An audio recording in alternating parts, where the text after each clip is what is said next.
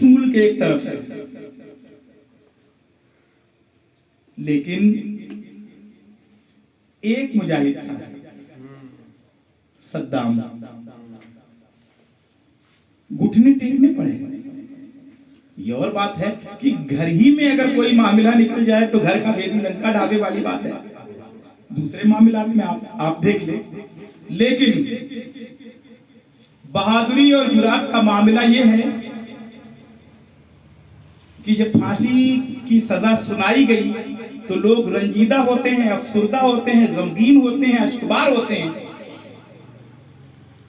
لیکن یہ شخص مسکراتا ہوا جا رہا ہے۔ تو بزرگوں سے جو محبت ہوتی ہے، اگرچہ ظاہری طور پہ عمل بڑے اعتراضات ہوئے اس پہ، لیکن شہر بغداد کا حق ادا کیا اس نے۔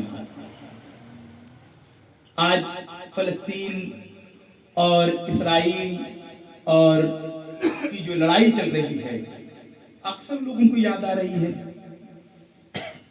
کہ ایک شعر تھا۔ تو جناب والا غور کرنے کی چیز یہ ہے کہ ہم غوثیت مآب صلی اللہ علیہ وسلم سے اپنا رشتہ چھوڑ لیں، ان سے نسبتیں کر جوڑ لیں، تو ان کا فیض کل بھی جاری تھا، آج بھی جاری ہے اور کل بھی جاری رہے گا۔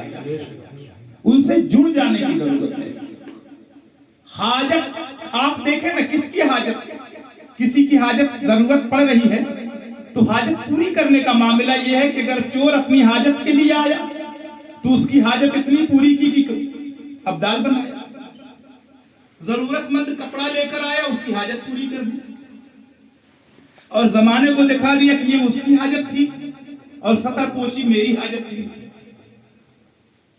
اسے پوری کر لیا۔ اب آپ اندازہ لگاتے جائیں تو ایک غوث اعظم رضی اللہ تعالیٰ عنہ کی کرامات کا احاطہ تو یہ ہے کہ ایک بڑھیا روتی ہوئی آتی ہے جو دائرے اختیار کے باہر بات دکھائی دیتی ہے، روتی ہوئی آتی ہے کہ میرا بیٹا اور اس کی بارات گئی، 12 سال ہو گئے،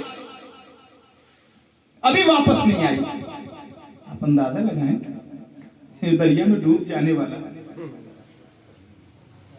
کشتی کے تختے ادھر ادھر ہو گئے ہوں گے، ہڈیاں ختم ہو گئی ہوں گی، لیکن عطائے الہی سے پروردگار عالم نے وہ طاقت عطا کی۔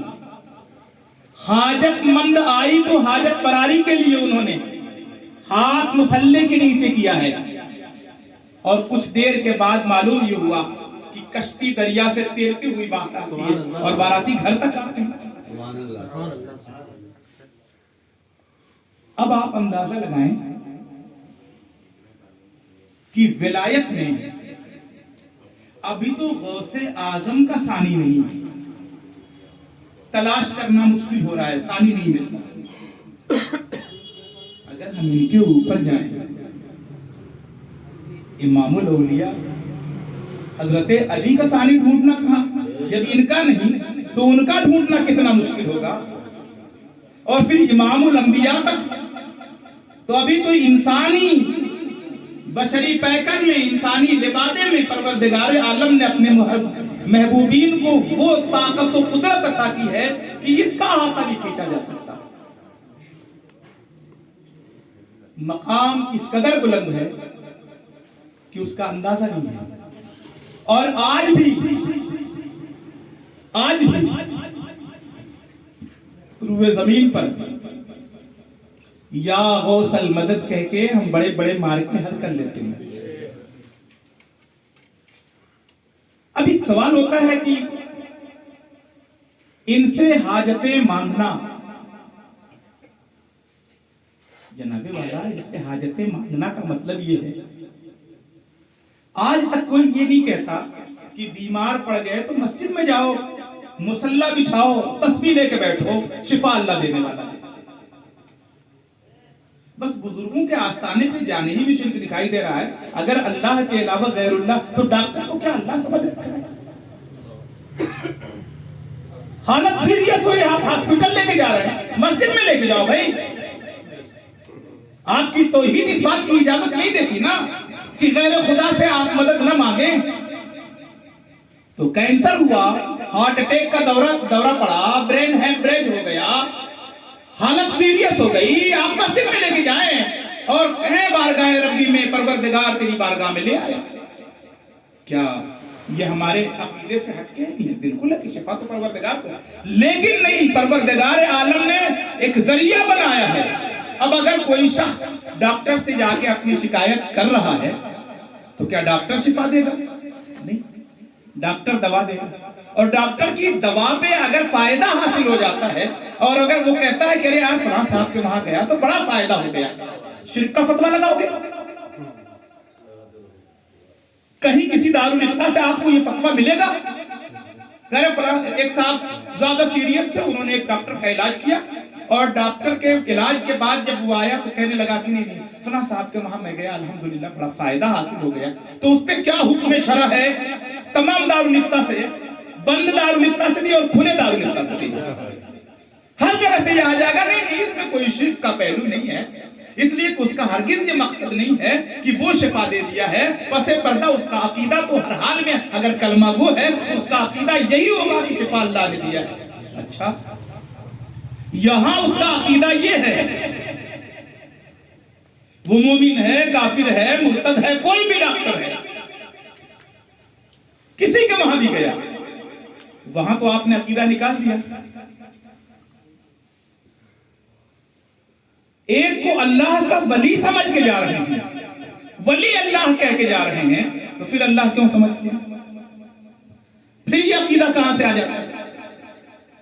انسان کا جسم بیمار پڑتا ہے تو اس کے علاج کی ضرورت ہے، اور جسم ایک بات اور ہے، جسم کے علاج تو اپنی جگہ ہے. ایک چیز غور طلب ہے، اس جسم کو بغیر غذا سے زندہ نہیں رکھا جا سکتا. اگر آپ کھانا بند کر دیں، پانی بند کر دیں تو کتنے دن زندہ رہیں گے؟ آپ کو نیند کی ضرورت ہے، گھڑی پہ ہماری نظر پڑتی ہے، یار اس کی ضرورت ہے سونا بھی، اس کی ضرورت ہے اٹھنا بھی، اس کی ضرورت ہے بولو براز بھی، اس کی ضرورت ہے خورد و نوش بھی. تو یہ جسم کی ضرورتیں ہیں اور اس کی ضرورتوں کو پوری کرنے کے لیے ہر ممکن کوشش کی جاتی ہے. یہ ضرورت جو ہے، یہ ضرورت کی چیز ہے جو جسم کی، اور جسم بھی ضرورت ہی کی چیز ہے جناب. جسم کیا ہے؟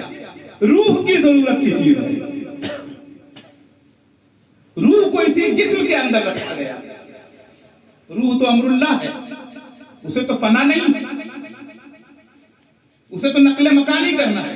حکم ہے اللہ کا، کن فیکون، کہا کہ ہو جا سو ہو گئے.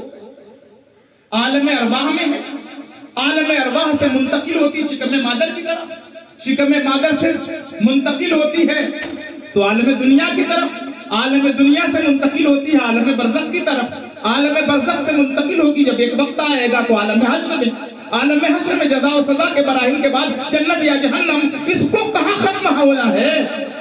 یہ تو اللہ کا حکم ہے، اسے تو ختم ہونا ہی نہیں. اب کہنے کا مطلب یہ ہے کہ جسم کو ضرورت ہے، اگر اسے کھانا نہ دیا جائے تو کمزور، پانی نہ دیا جائے تو کمزور، اور ایک دم نہ دیا جائے تو ختم ہو جائے. روح کی بھی تو ضرورت ہوگی، روح کی بھی تو غذا ہوگی. اگر کھانا پینا جسم کی غذا ہے تو روح کی بھی غذا ہے، اور روح کی غذا کیا ہے؟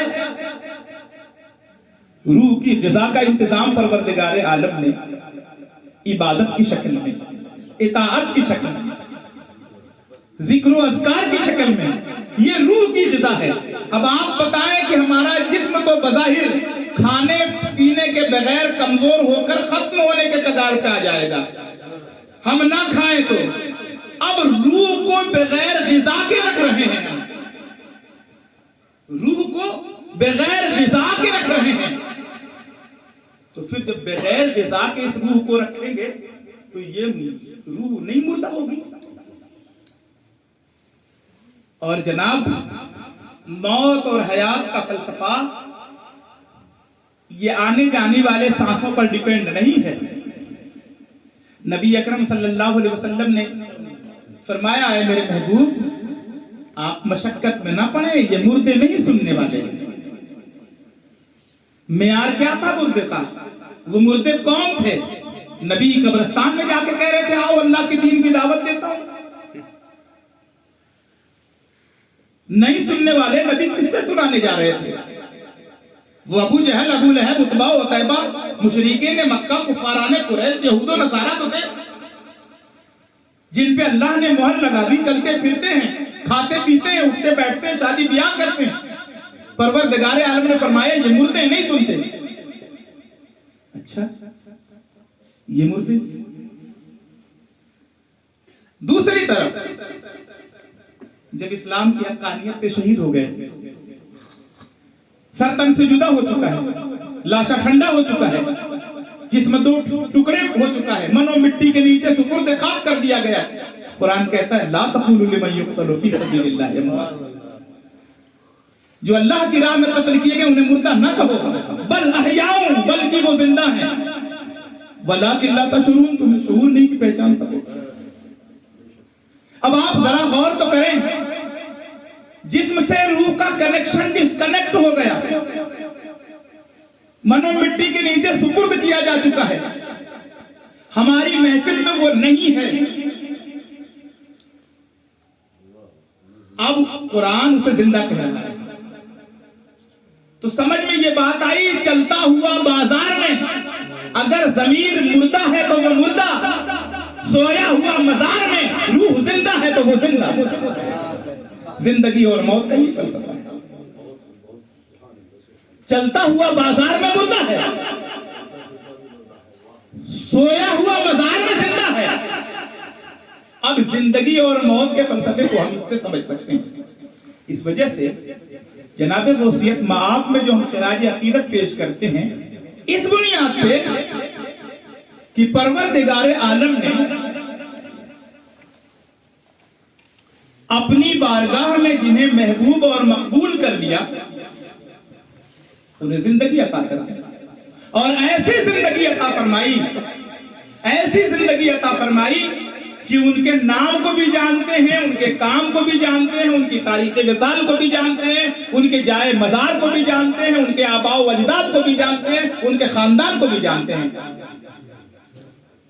اچھا ایک بات بتائیں، ہمارا اور آپ کا غوث اعظم سے خاندانی کون سا رشتہ ہے؟ کس کا شجرہ نسب جا کے مل جاتا ہے کہ ہمارے پردادا کے لکڑدادا تھے؟ نہیں، پھر اتنی تاریخ یاد کر کے بیٹھے۔ ان میں پوچھنا چاہتا ہوں، اگر کہیں کہ آپ اپنے دادا کے دادا کا نام بتائیں تو شاید ایک دو لوگ بتا دیں۔ اگر ان سے پوچھ لیں کہ ان کی انتقال کی تاریخ کچھ نہیں بتا پائیں گے، کہے بھائی غوث اعظم کو 800 سال کے بعد یاد رکھتے ہیں، جن سے آپ کی نسل چل رہی ہے، آپ کے باپ کے باپ کے باپ ہے وہ۔ کچھ تو ایسے ہیں جو دادائی کی تاریخ بھول گئے۔ اب آپ سوچیں نا، ان کی قبر کا نشان ہمیں معلوم ہے، نہ ان کی تاریخ جو ہے انتقال